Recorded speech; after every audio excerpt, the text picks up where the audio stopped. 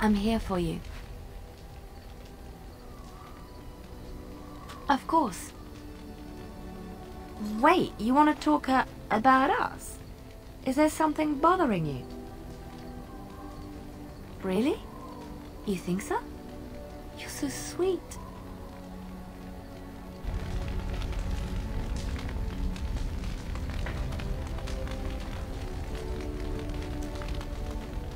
What's on your mind? Cure me? What, am I sick now? Even you know that you cannot cure the dead. And I'm not the only one dying. You are too. I'm just more efficient about it. Ah, child, your concern is heartwarming. But death comes to everyone, and it is not something to fear.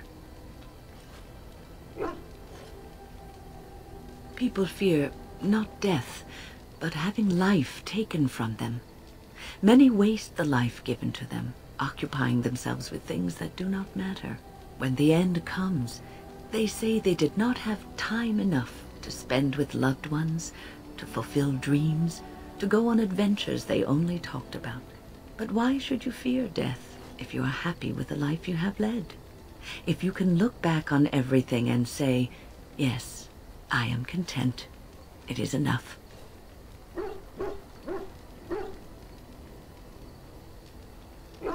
I think I've led a good life, a full life, and I, for one, am not afraid of death, whatever it may bring. They say that when you die, your spirit travels through the fade and returns to the Maker. And after that, we'll see, won't we? What's on your mind? Is something troubling you?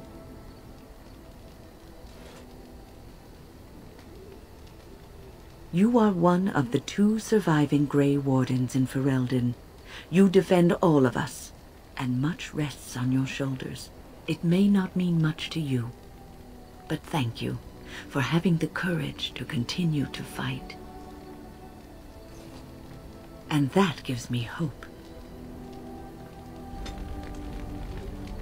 Have you heard much about the Grey Wardens of old? It was said that watching the Wardens ride in on their white griffins was enough to rouse a weary heart and put the dance back in the step of an old man.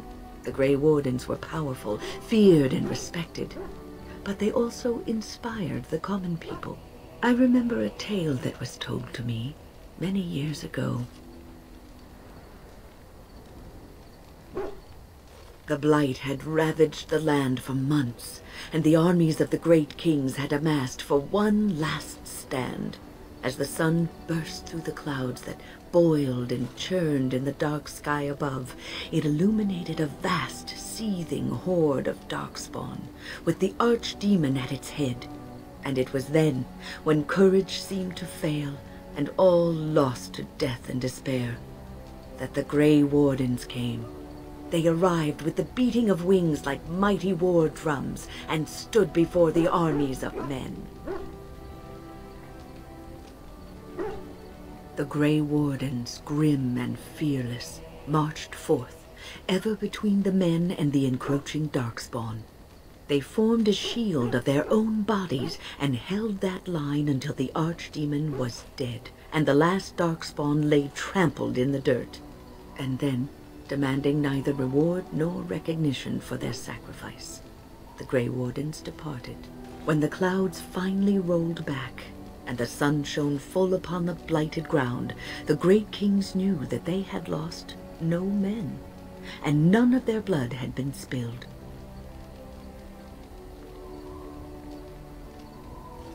You are observant. This is a tale about no battle the Grey Wardens have fought, and yet about them all. They have always defended us from the darkspawn, taking losses so we do not have to.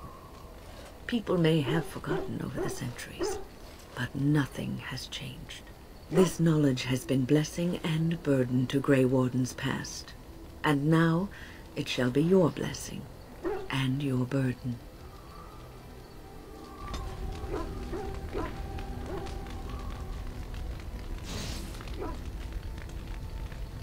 What's on your mind? I try not to dwell too much on the mistakes of my past, of which there are many. I would go quite mad if I did that. But I do have one regret. The greatest misstep of my life, made even more grave because it had dire consequences for someone else. Perfect? Hardly. I aspired to it, but have fallen quite short. Quite short indeed. Years ago, I was assigned as mentor to a lad, Anarin.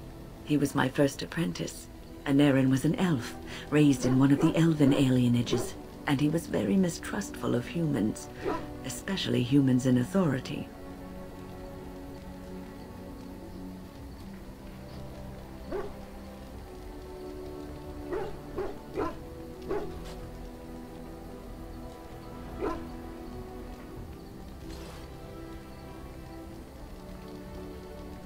I was his mentor, an authority figure.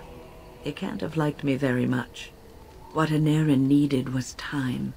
Time to get used to his new home. Time to emerge from his shell, so we could build a rapport. I gave him no such time. I was young and arrogant. He is a mage, I thought. He needs to grow up and act like one. I expected too much from him too quickly. I gave no consideration to his origin or his feelings, and he retreated further from me. All I could think of was how stubborn he was, how he was throwing away all his talent and his potential just to be difficult. Oh, age and wisdom have mellowed me. I was quite different back then. Much more unforgiving. You cannot plant crops in the cold, wintry ground. You cannot teach a student who is closed off and unresponsive. Patience is what is needed, and I learned that too late to help him. Anarin ran away from the circle one night. I had berated him over some trivial, ridiculous matter that I no longer remember. I drove him away because of something utterly unimportant. He was a child, 14 at the time of his leaving. They had his phylactery, and they hunted him down. They called him Maleficar, a mage who practices forbidden magic, deserving of death. He was a child, misunderstood and lost. I begged the Templars to tell me if he suffered, if they gave him a quick death. I got no answers from them. I was his mentor, and they wouldn't even tell me what became of him. I should have known better. I had the best mentors. They were kind, compassionate. Why didn't I learn from them? I failed Anarin. All I had to do was listen to him. He would try to talk to me, and I would tell him to concentrate on his spells. He talked about the alienage sometimes, and the Dalish. He always talked about looking for the Dalish elves. The Templars are well trained and thorough. That he still lives, it would be a vain hope.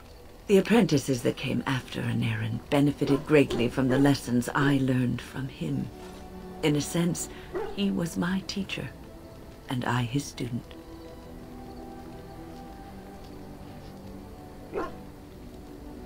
And there it is, my story, my one greatest regret.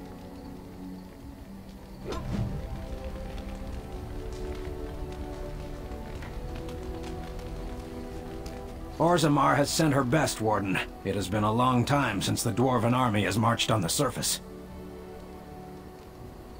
Outfitting any army on short notice, there's always room for more gear. Gems would serve the most utility. The Middlestone, sapphires and the like. We're dealing with many smaller foundries, and larger values might overwhelm.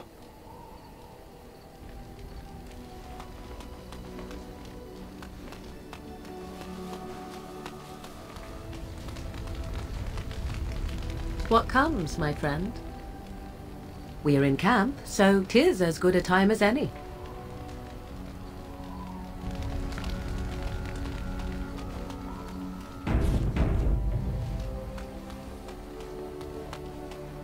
I have have a question for it, if it will indulge me. My understanding is that it encountered the smith named Caradin, he who was responsible for the creation of the golems, that he had become a golem himself. What I do not know is what became of him. Why did he not return with it? I would have many questions for him. He killed himself? Ah, I would doubt it, but no, I see it is telling the truth. May I ask what became of the Anvil of the Void, assuming that it too still existed? Then it was no doubt for the best. With Caradin also goes any chance I might have had of finding answers on my past, I assume. Tell me, did it find out anything from Caradin? Anything at all about how I might have been made?